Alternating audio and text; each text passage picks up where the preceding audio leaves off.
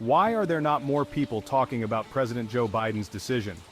After weeks of intense pressure, behind-the-scenes discussions, and public blunders, President Joe Biden finally revealed on Sunday that he will not be running for re-election in the White House. Welcome to the latest update. Remember to like and subscribe. On August 19th, representatives of the party will gather at the Democratic National Convention to select a replacement for Biden through casting their votes. Kamala Harris, the Vice President of the United States, is seen as the most probable successor to President Biden, considering her experience as his running mate and vice president for nearly 4 years.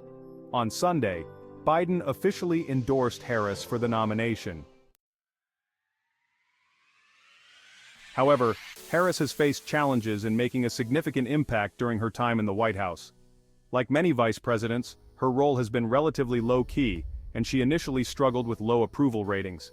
In 2021, a poll conducted by USA Today and Suffolk University revealed that only 28% of people supported her, ranking her lower than previous vice presidents such as Dick Cheney.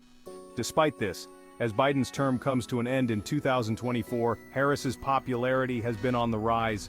A recent poll by the Associated Press news agency and the NORC Center for Public Affairs Research showed that 74% of Democrats viewed her performance favorably.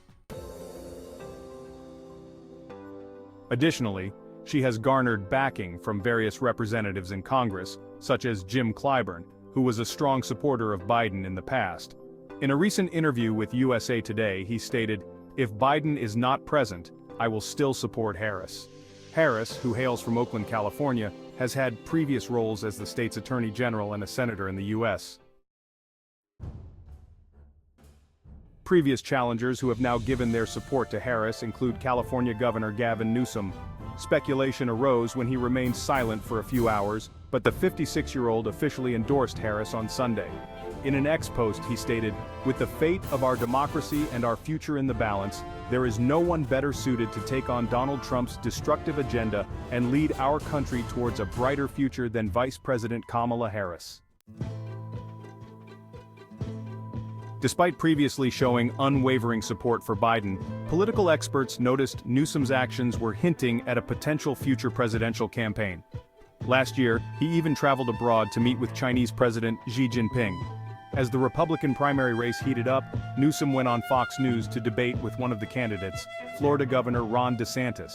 Although Newsom has been in office for 2 terms and leads a state that leans towards the Democratic Party, he faced a recall attempt in 2021 to remove him from the governor's mansion. Those in favor of the recall criticized Newsom for high taxes and his perceived lenient stance on immigration. However, Newsom easily defeated the recall, with over 61% of voters rejecting it. Despite his successes, Newsom continues to face backlash for his handling of the state's homelessness crisis and growing income inequality as the cost of living increases. During the 2022 election for governor of Pennsylvania, Josh Shapiro received a record-breaking 3 million votes, surpassing even Joe Biden's 2.8 million votes in the previous presidential election. Despite this, Shapiro has set aside his potential presidential aspirations to fully endorse Kamala Harris, stating that she is the clear choice for victory in November and that he will do everything in his power to help her become the 47th president of the United States. Prior to becoming governor, Shapiro served as the state's attorney general for 6 years, where he addressed issues such as gun violence, the opioid crisis, and government corruption. However, his actions as governor, particularly in denouncing pro-Palestinian student protesters, have garnered criticism from progressive Democrats.